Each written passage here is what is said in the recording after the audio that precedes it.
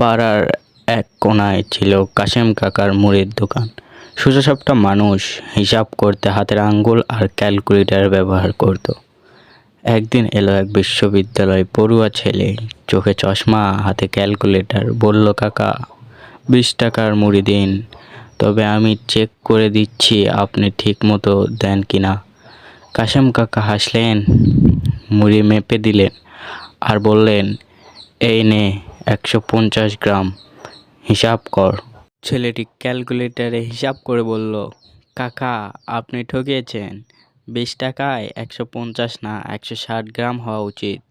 কাশেম কাকা বললেন, ঠিক বলেছিস, কিন্তু তুই তো মুড়ি চাসনি, আমার গণিত পরীক্ষা নিতে এসেছিস, তাই পরীক্ষা ফি হিসাবে 10 টাকা কেটে রাখলাম।